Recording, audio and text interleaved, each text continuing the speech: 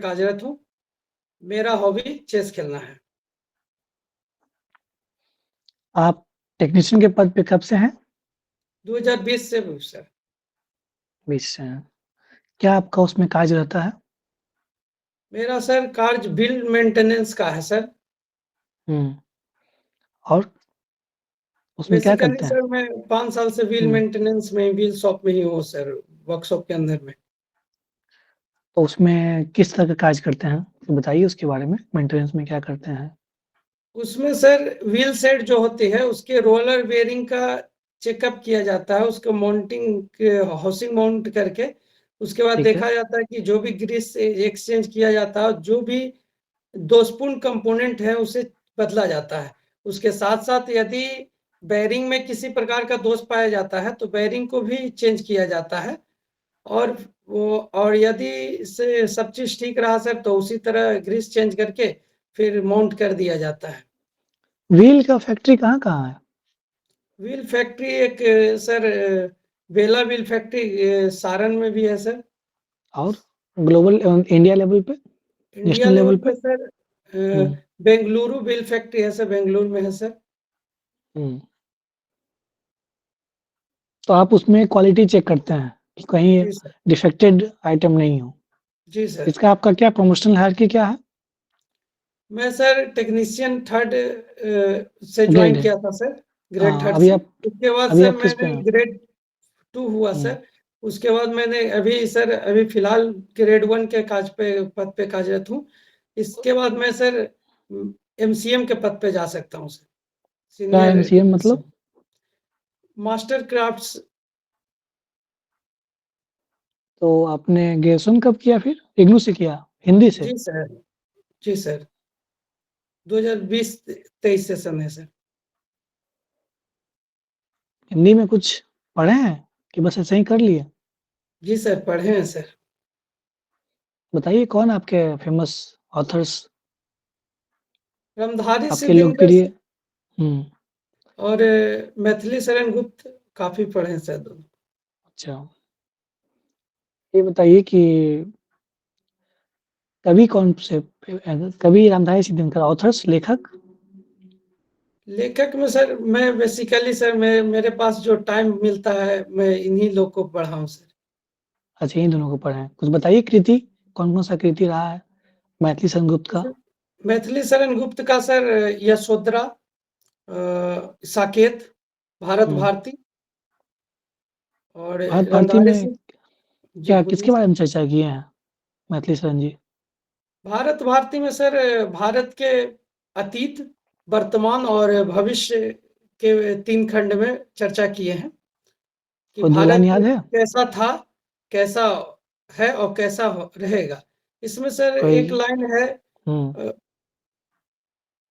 संसार को हमी ने ज्ञान शिक्षा दान की, व्यापार की व्यवहार की, आचार की, विचार की।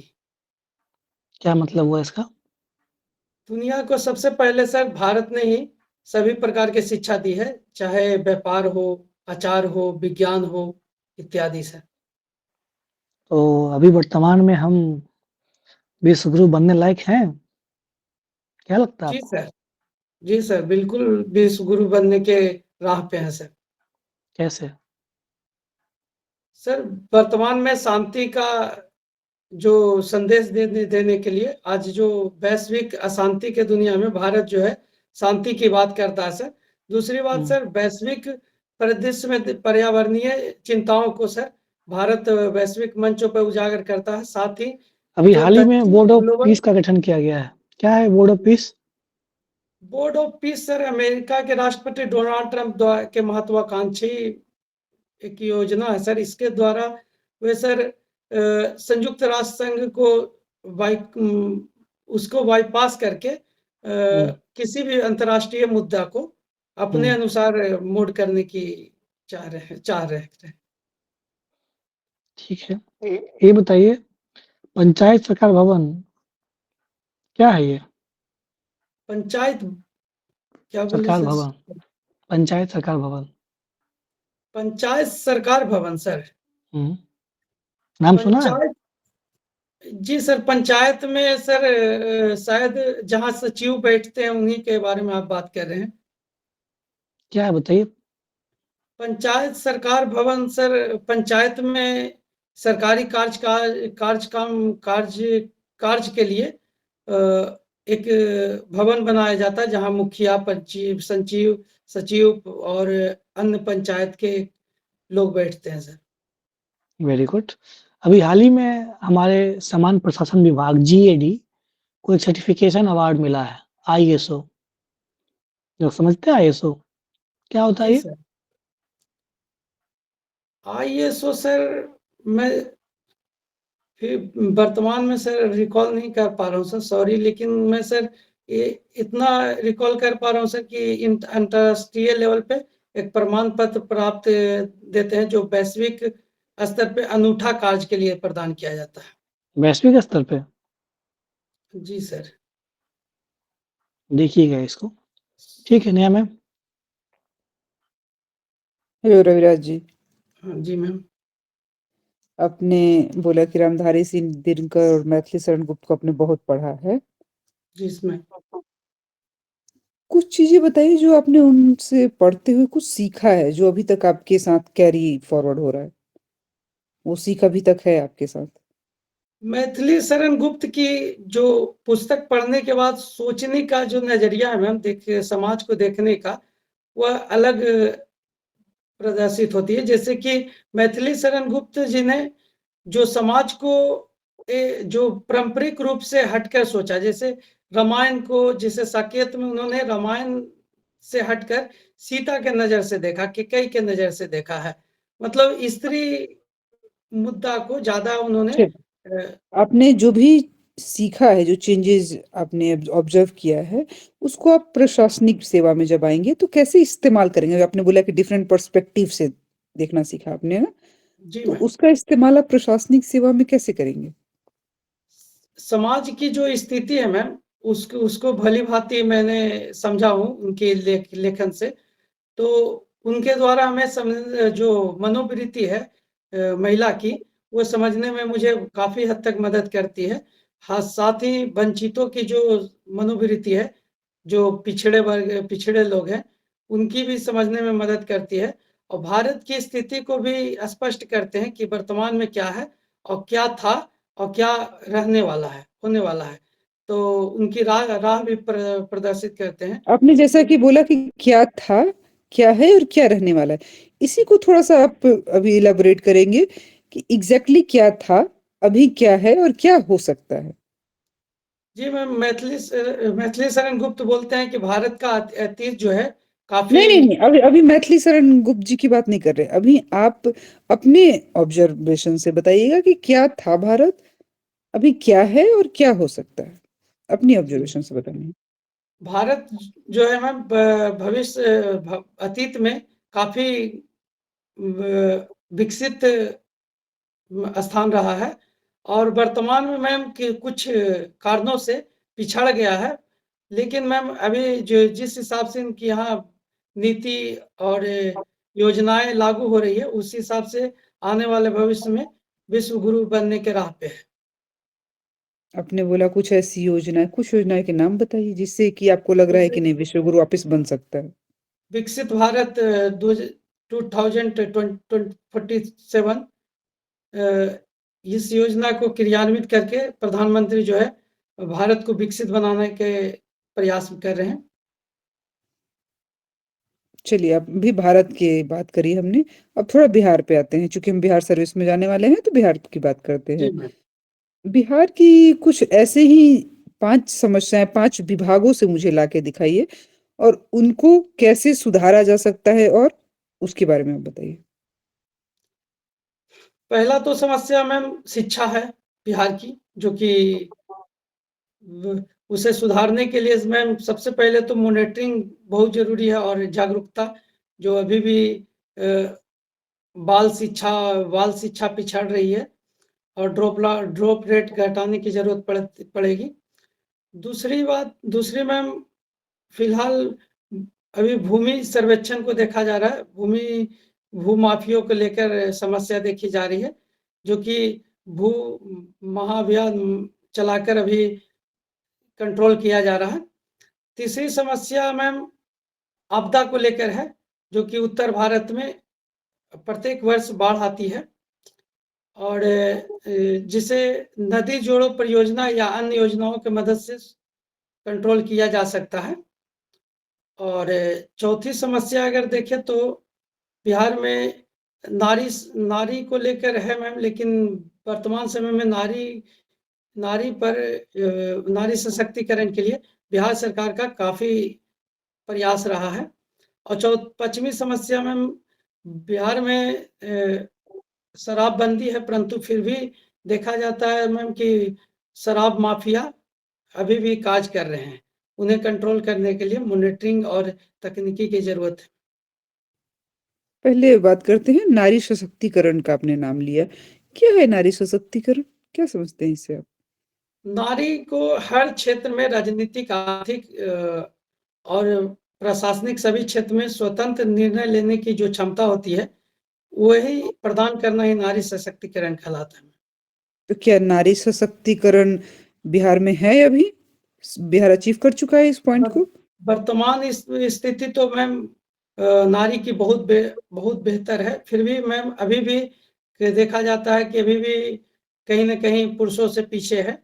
तो अभी असमानता को, जो लैंगिक असमानता है, उन्हें दूर करने की कोशिश में है। ये पुरुषों वो से सब पीछे हैं, इस बात को आप कैसे जस्टिफाई करेंगे? ये पीछे कहना मतलब कहना क्या चाह रहे हैं? मैं समझ नहीं पा रही हूँ, पुरुषों से पीछे हैं। लैंगिक असमानता रिपोर्ट अगर देखें मैम, तो उसमें बिहार की स्थिति अभी कुछ अच्छा नहीं है।